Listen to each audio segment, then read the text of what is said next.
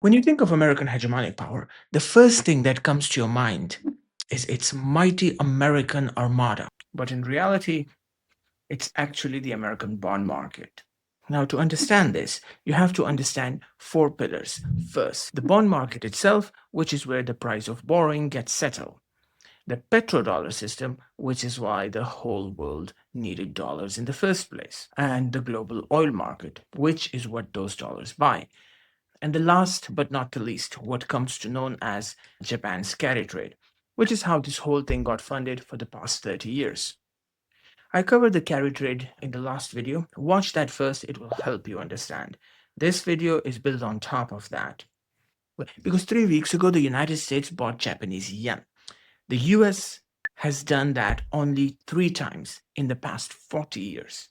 1985, the Plaza Accord. The dollar was killing American factories. America and then the Allies came together to break the Japanese yen. I covered this story already in the video before. Watch that, please. It will help you. The second is in 1998. Asia was collapsing and Washington stepped in and bought yen. Third was in 2011, the infamous Fukushima nuclear disaster. The G7 moved together to hold Japan's financial system upheld. The first three had a reason. Everybody could see it, right? This one is unusual. The United States spent its own reserves defending Japanese yen because of something happening inside the American bond market, and the news is probably not covering that. Not because America is being nice. We have a good relationship with Japan. We're very strong, very, very strong financially. And they have a weakening yen, and they wanted a little bit of help, and we're always there for Japan. Japan's been very good to us, with the exception, of course, of Pearl Harbor. Believe it or not, that was the president of the free world. I know. America is trying to save itself. The Hormuz crisis is pushing Japan to sell the American bonds, and in the most parliamentary language I can manage, Iran and Japan have got America by you know what. I don't even know. And when you're a star, they let you do it. You can do anything. Whatever you want. Grab them by the you can do anything. But this time, they didn't use dollar. They sold euros. Someone else's currency without even asking them. In the last video, I said 3 things were coming. Japan could force American debt to pay for American energy. That long-term borrowing cost in America would go up regardless of what the Fed wants. And American most patient lender was being pushed into becoming a seller. Since then, Japan has sold American debt at the fastest pace on record. The interest rate America pays to borrow for 10 years has climbed from 4.1% in Japan to around 4.7%, and 30-year rate just hit a 19-year high. And 3 weeks ago, the United States stepped into a foreign currency market side by side with Japan for the first time since 1998. None of this was prediction. The constraint was already in place, and the constraints tells you where the money goes before any headline. My name is Rahil. I'm your host with the most, and you're watching The Investment Thesis. None of this is a financial advice.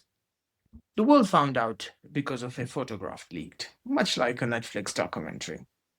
On the 31st of July, at the cabinet meeting at Camp David, a Reuters photographer took a picture over the shoulder of the Treasury Secretary, Scott Bessent.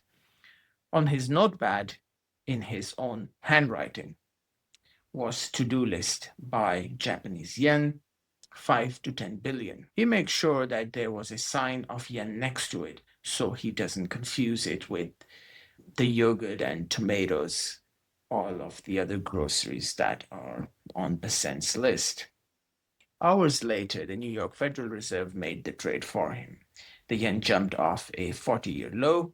A few days later, both governments confirmed it. President Trump put it simply, they wanted a bit of help, and we are always there for Japan. Of course, he remembered to mention Pearl Harbor. Here's what that help actually looked like.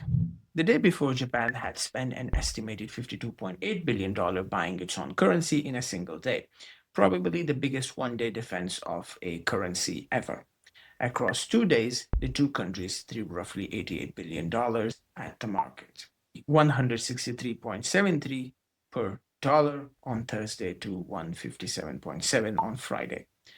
Then within 2 weeks, it gave half of that back. It's back to around 159 and a half. $88 billion bought Japan just 2 weeks. So the question isn't whether the intervention worked. It clearly didn't. The question is why Americans join in at all. And the answer starts with what they sold to buy those yen. You see, currencies are not traded alone. It is traded against something like yen, dollar, Chinese yuan, or euro for that matter. America bought yen without selling a single dollar. The New York Fed sold euros instead. Bessent says America has a strong dollar policy. If the Treasury sells dollars, that is America pushing its own money down in public.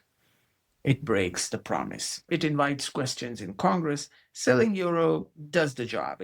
The yen goes up, but on paper, America never touches dollars. Edwin Truman, who handled the international finance at the Treasury for decades, called the euro move weird because selling dollars directly would work. Mark Sobel, 40 years at Treasury, called the whole operation unwise unless Japan fixes what's actually wrong with the yen. There's one more problem. Those euros aren't a pile of cash. They were mostly held in European bonds, reportedly French ones. So, to prop up Japan's currency, America may have been quietly selling French debt without asking Paris. Now, that's not just a bad financial etiquette, but European central bankers are calling it a breach of trust. And the amounts are tiny, anyways. America, whose stock of foreign currency is around $26 billion, Japan spent twice that amount in a single day, which tells you the euros were never the real tool. America wasn't defending the yen, it was defending the price of its own borrowing cost. Japan owns $1.1 trillion of American debt, more than any other country on the planet. When the yen fell, Japanese banks, insurers, and pension funds needed dollar. The fastest way to get dollars is to sell the American debt they already own. And when the American biggest lender starts selling, everybody else demands a higher interest rate to keep lending money to the government of the United States of America. America now owns about $40 trillion, a number it crosses this month, months earlier than anyone projected. At this size, even a small raise in the interest rate costs billions every year. Bessent has said openly that 10-year rate is the number he's watching. He wasn't rescuing Tokyo. He was buying lower interest rate for America. And the pressure he was buying against does not stop. It comes back every month when the oil bill comes. Strait of Hormuz is still shut. Ships traffic through it is down by 90%. Japan used to get 9 out of every 10 barrels of its oil from the countries that ships through that particular strait. In April, Japan's oil import fell by 2/3. Oil went above $100 a barrel in July. It has come back down around to 90 since, and the strait is still shut at the time of recording. So Japan is buying oil from somewhere else, and one of the few places with enough oil to sell is you guessed it, United States of America. Now follow the money in a circle. Japan needs American oil. American oil is paid for in US dollars. To get to dollars, Japan sells American government debt because that's the easiest money to access at the time of emergency. Selling that debt makes American borrow more expensive. America spends money to stop Japan selling the debt, so Japan can buy back American oil. The circle feeds itself and it doesn't stop until the strait is open. That's why 5 or 10 billion of yen buying was never the real plan. That was just a secondary tool. The real move is a Federal Reserve program that lets Japan get the dollar without selling a single bond. It's called the FEMA repo facility. Japan's central bank hands its American bonds to the Fed and gets the dollar back overnight with a promise to take the bonds back. The bonds never hit the market. Nobody ever sees a seller. The interest rate doesn't move. Japan says it will use it. So far, they haven't. The Fed's own data shows that the fidelity is untouched for 8 straight weeks. The Fed's own description says the quiet part in writing. The program exists to reduce the need for foreign central banks to sell their American bonds because the selling pushes American interest rate up. So America builds a machine to stop its lenders from selling. The machine had sat almost unused since 2020, and Bessent is now pointing Japan at it and asking the Fed to make it even bigger. But it's capped at $60 billion per country per day. Japan holds over 8 trillion. That's a dam built to hold back 5% of the water. And only the governments can use it. Japan's pension funds and insurance companies cannot. That's the one with the real reason to bring money home. Japanese bonds now pay them without the currency risk, taking the calculation for the currency hedging. A dam across half the river. And that's the second problem. With that debt, the 1.1 trillion is only the Japanese money wearing a Japanese name tag. America counts its lender by where the account sits, not by who owns it. A Japanese insurance buying American bonds through a fund in Cayman Island appears in American books as Cayman Islands Fund. Japan's investor holds over $850 billion in Cayman Fund, at least at the last count. Most of this is equity and private market, not the government bond, but a significant portion is still in bonds. But it is the money that moves faster than a finance minister does, and none of it can reach through an accessible door, which leaves the only question that matters. Can any of this actually work? Every currency defense that ever worked had one thing going for it. That thing here it's missing. Plaza Accord, for example, in 1985, it worked. The dollar halved, but look underneath. At the same time, interest rates in Japan and in Germany were rising. Money already wanted to leave the dollar. The intervention pushed a door that was already opening, and the money involved was small. In the week after the announcement, Japan sold $1.25 billion, France 600 million, America under 500 million, give or take, small amounts of money. Enormous effect because the current was already running that direction. Now the failure. Japan spent $62 billion defending the yen in 2024, and the yen hits a 38-year low. Anyways, Japan and America spent $88 billion 3 weeks ago, and half of that gain was wiped out in 2 weeks. In every failure, the interest rates were pulling the other way the whole time. Right now, America pays around 3.7% on short term money, Japan pays 1%. If you're a big investor, you can borrow yen cheap, buy dollars, and pocket the difference, nearly 3% for doing nothing. Intervention doesn't change that deal, it interrupts it for a few days at best. And here's the trap. Bessent is publicly telling Japan to raise its rate. He's asking for one thing that could actually close that gap. But Japan cannot do that. Japan has the biggest debt load in the developed world, and its own central banks, nearly half of the Japan's government bond, raise the rate hard and the interest rate blows up the budget. And millions of Japanese mortgage blows up with it.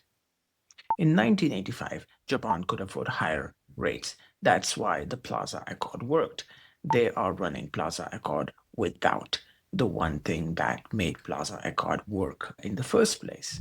Furthermore, Plaza also had partners. This time there are none. Europe holds about $8 trillion of American bonds and stocks. That's nearly double the rest of the world combined. Europe is the biggest lender to America than Japan is, and Europe is quietly leaving. Denmark's biggest pension fund has sold out of American government bonds. Another Danish fund sold and bought German bonds instead. After the cost of the currency protection, German bonds ends up paying them slightly more than the American ones, given that taking the cost of hedging into consideration. So, in other words, it doesn't take a huge crisis to make the American debt lose the value. It's just a small margin, and the hedging cost already compensates for that. That's not politics, that's just simple basic arithmetics. To put the two facts side by side, to defend the yen, America sold European bonds at the same time. Europeans were selling American bonds. America spent its European savings to protect the market Europe is walking away from. America wants three things at once, and it can only have basically two. It wants factories to come home. They need a weaker dollar because a strong dollar makes American goods too expensive to export. It wants prices to stay calm. That needs a strong dollar because a weak one make everything imported cost more, and it needs to borrow $40 trillion cheaply. That needs foreign lenders, and foreign lenders needs a currency they can trust.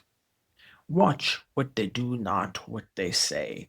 And the choice is pretty obvious. They are weakening the dollar. They are just doing it in a way that never have to be announced. Sell euros, not dollar. Point Japan at the federal program instead of signing an agreement.